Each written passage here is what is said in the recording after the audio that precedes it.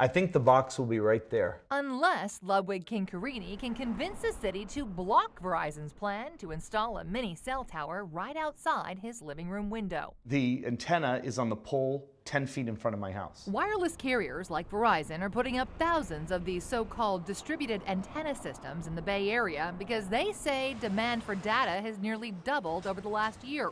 The industry says they're safe. Ludwig's not convinced. There are people who believe there could be effects, like cancer. But he's not allowed to talk about that.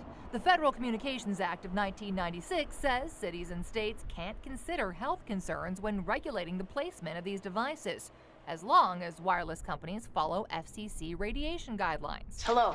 Based on science from back in 1996, when we were all still talking on bricks. Federal regulations are obsolete. Joel Moskowitz at UC Berkeley's School of Public Health is one of 215 scientists from 40 countries who are calling on the UN and World Health Organization to develop stronger guidelines for electromagnetic radiation exposures. Many researchers that have signed the international appeal would argue it's probably carcinogenic. My feeling is it's highly probable that it's carcinogenic. But that doesn't matter to the feds.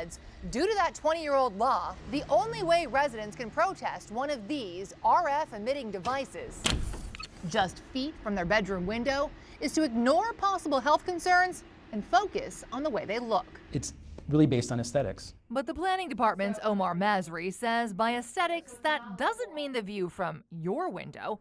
The city can only deny a permit if it obstructs the public view of a historic landmark or park. That's thanks to yet another outdated law, this one passed by the state back when horse and buggies lined the streets, giving telegraph companies the right to put up telegraph lines. How many times do the residents win and get one of these permits revoked? The most recent example was a site at Central and Page Streets in the Haight-Ashbury area. So is it safe to say once? Once, yes. That's out of 249 protests over the past 2 years. Appeal number 15-112. But when Ludwig lost his protest, he kept fighting, taking it to the San Francisco Appeals Board, where for $300, you have the right to fight cell tower installers in person. I'm really here today to ask for your help. Ludwig presented slides of how the proposed tower would obstruct views of Golden Gate Park. This is from 1953. And even brought up the forbidden subject of health, comparing safety assurances from the wireless industry to propaganda about cigarettes in the 50s. More doctors smoke Camels than any other cigarette. Today we laugh at things like that.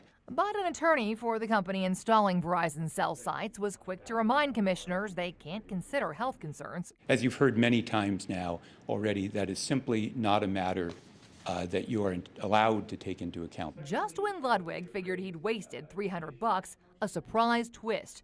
Coincidentally, with our cameras rolling, Vice President Honda. Aye. The commissioners upheld an appeal for the second time ever, citing a technicality with the permit. Okay, that motion carries on a vote of 4-1. Verizon is now appealing that appeal. The FCC says it's considering re-examining exposure limits, and the World Health Organization says so far there's no evidence of adverse health effects from these wireless base stations. Julie Watts, KPIX 5.